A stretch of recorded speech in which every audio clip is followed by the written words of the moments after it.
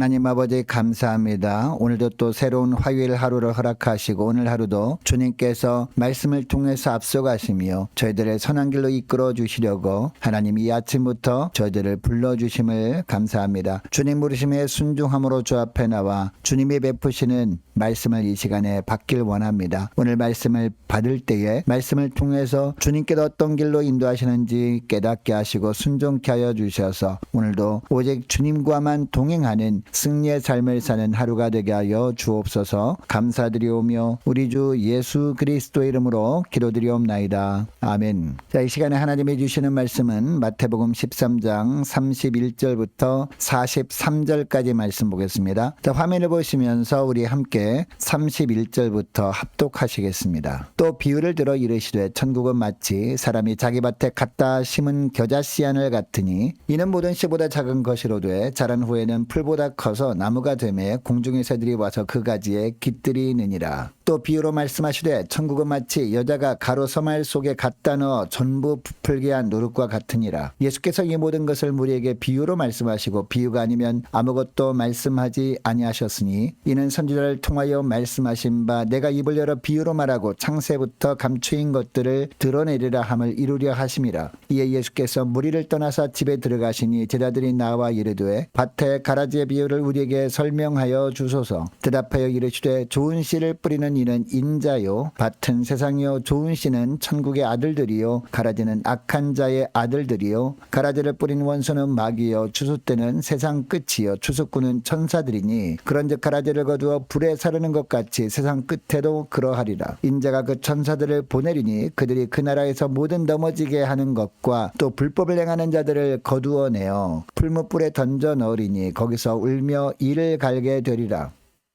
그때 의인들은 자기 아버지 나라에서 해와 같이 빛나리라. 귀 있는 자는 들으라. 아멘. 여러분, 예수 믿는 사람들은 어떤 사람들입니까? 이 복음을 듣고 그리고 들은 복음을 깨닫고 예수 그리스도를 영접한 사람들이죠. 자, 그런데 복음의 내용을 한마디로 하면 천국의 비밀이다 라고 할 수 있습니다. 복음서에 보면 우리 예수님께서 주로 복음을 천국의 비밀이라고 표현을 한 부분이 많습니다. 이처럼 우리가 천국의 비밀을 깨닫고 그 천국의 비밀을 이해하고 예수 믿는 사람이 되었다면 우리가 어떤 삶을 살아야 될까요? 31절 말씀부터 보니까 첫째로 영적인 선한 영향력을 끼치며 살아야 된다. 이런 삶을 사모하며 살아야 된다라고 하고 있습니다. 자, 31절 말씀 보시기 바랍니다. 예수님은 또 다른 비유를 통해서 천국을 설명하십니다. 천국은 어떤 곳이라고 하고 있습니까? 마치 자기 밭에 갖다 심은 겨자씨 하나를 같다라는 겁니다. 수많은 씨들이 있지만 특별히 왜 겨자씨를 비유로 말씀하는 걸까요? 이 겨자씨는 세상의 어떤 씨보다도 가장 작은 씨라고 여겨졌던 보잘것없는 씨를 의미합니다. 자, 그런데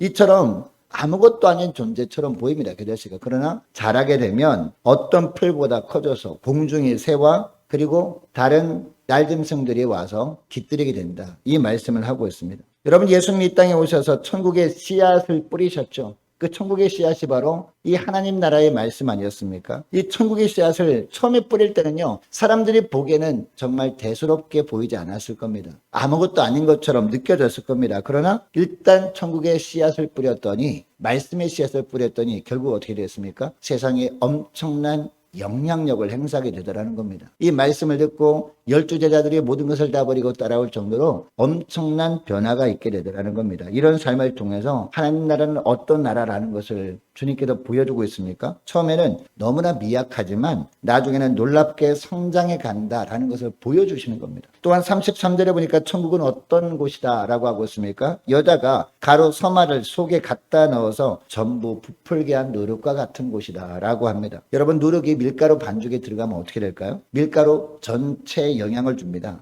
천국은 이렇게 우리 삶 속에 아주 작게 시작하지만 결국 나중에는 아주 크게 된다라는 것을 말씀하는 겁니다. 우리도 마찬가지입니다. 우리 10년 가운데 천국 복음이 들어오지 않았습니까? 처음에 들어올 때는요, 별로 변한 것처럼 보이지 않습니다. 달라진 것처럼 느껴지지 않습니다. 그러나 천국 복음이 한번 들어오게 되면 그 말씀의 능력이 우리를 놀랍게 변화시킨다는 겁니다. 이 천국 복음, 이 하나님 나라 복음이 들어왔을 때 이제 점차 우리가 변화가 되어서 예수 믿게 되었습니다. 예수 믿은 이후에도 별로 달라질 것처럼 보이지 않았는데 점차 우리의 말하는 것이 달라지게 되고 우리의 행동하는 것이 달라지게 되더라는 겁니다. 이렇게 되면서 우리가 어떤 삶을 또 살게 됩니까? 세상에 영적인 선한 영향력을 끼치며 살게 되어진다라는 것이죠. 근데 여러분, 우리가 예수 믿고 하나님의 자녀가 되었다고 하면서 이 하나님 나라 복음을 들었다고 하면서 달라지지 않는 것처럼 느껴지는 이유가 무엇일까? 그 이유가 뭐겠습니까? 세상의 걱정과 염려 때문 아니겠습니까? 이 땅에서 염려와 근심에 짓눌려서 이 하루하루 힘겹게 살아가는 것 때문에 삶 가운데 변화가 전혀 나타나지 않는 것처럼 보이는 것은 아닐까요?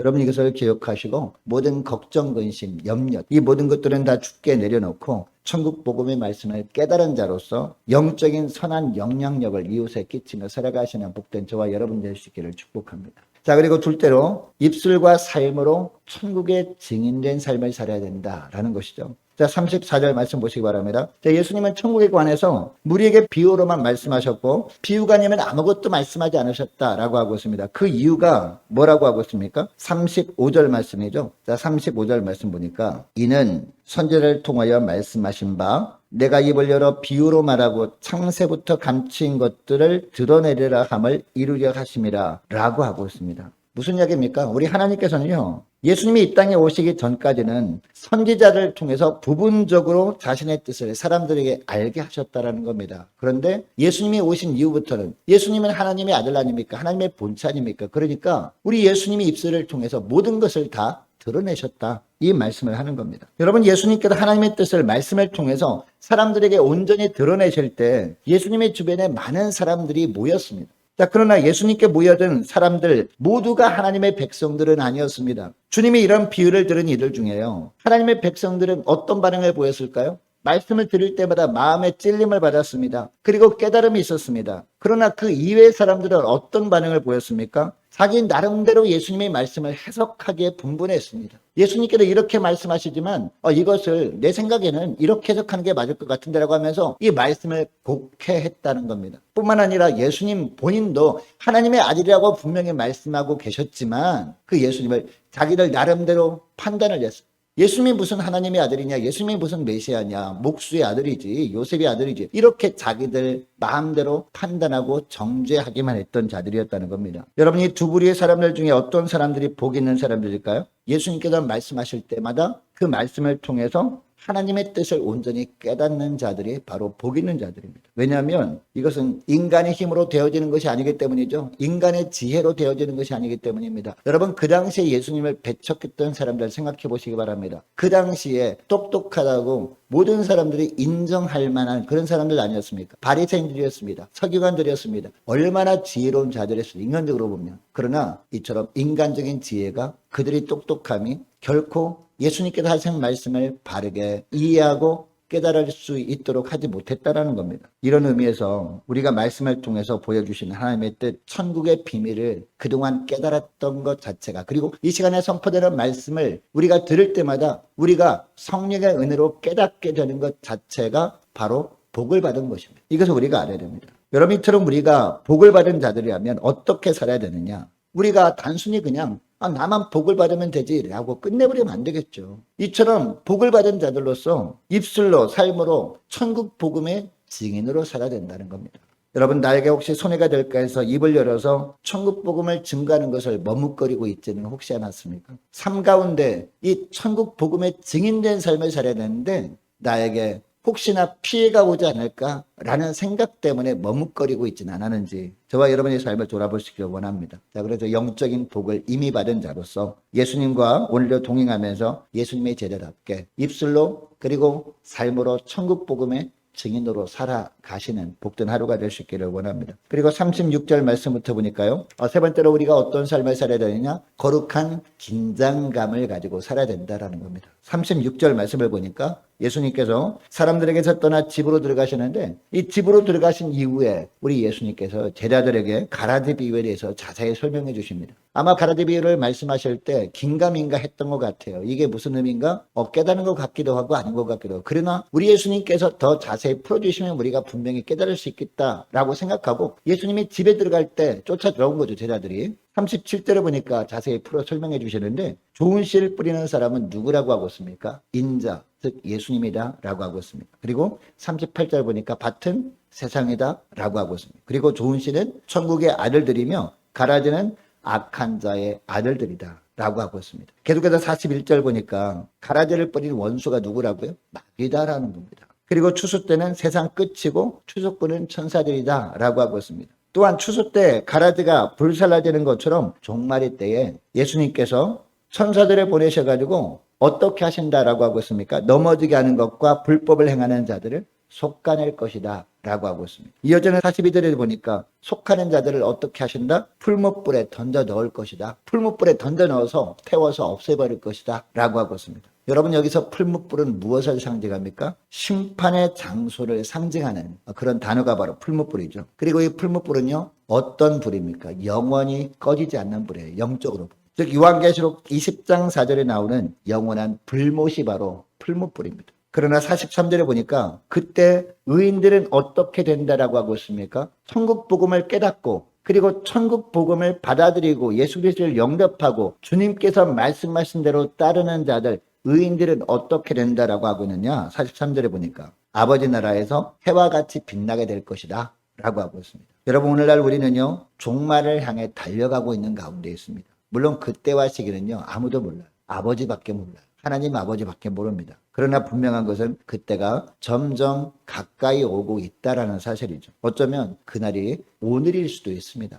여러분 그러므로 오늘도 하나님의 형상으로 지음받은 자답게 주님께서 부르실 때까지 주님 보좌 앞에 나갈 때까지 예수님의 제자들답게 영적인 긴장감을 가지고 살아갈 수 있기를 원합니다. 여러분 사단 마귀는요 광명이 천사처럼 찾아오거든요. 우리가 볼 때 무시무시한 모습으로 찾아오면 금방 그 유혹을 우리가 이길 수 있잖아요. 금방 깨닫고 피할 수 있잖아요. 그런데 광명의 천사의 모습으로 온단 말이에요. 우리가 볼 때 그럴듯해 보이는 모습으로 찾아오거든요. 먹음직스럽고 보암직스러운 모습으로 찾아오기 때문에 그 유혹을 떨쳐버리기가 쉽지 않습니다. 우리가 볼 때는 맞아 보이게 그럴듯하게 찾아와서 우리를 설득하고 우리에게 달콤한 것으로 유혹하기 때문에 결코 우리가 분별하기가 쉽지 않다는 겁니다. 그래서 오늘 본문을 통해서 예수님께서 알곡과 가라지 비유를 자세히 설명해 주시는 이유가 뭘까요? 영적인 긴장감을 가지고 살아야 된다. 늘 주님만을 의식하면서 항상 이거는 내가 해석할 수 있어라고 하면서 내 지식을 의지하는 것이 아니라 그 어떤 것도 보잘것없어 보이는 것도 날마다 주님의 말씀에 비춰보고 살아가는 영적 긴장감을 가지고 살아가라는 겁니다.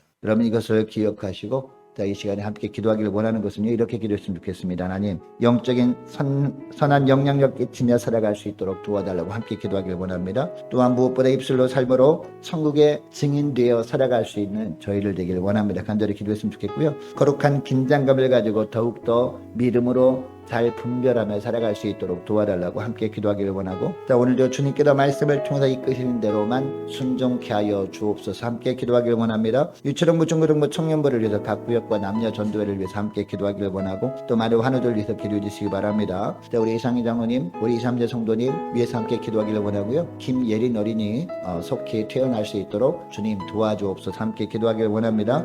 군 복무 중인 이시훈 형제를 위해서 우리 함께 기도하기를 원하고 또 취업을 준비 중인 우리 청년들이 앞날과 우리 성사님들 가정을 위해서 나라와 민족을 위해서 그리고 우리 교회의 앞날을 위해서 또 저와 여러분이 가지고 나온 기도 제목을 놓고 우리 주여 3번 간절히 부르짖고 자유롭게 기도하시다가 돌아가시겠습니다.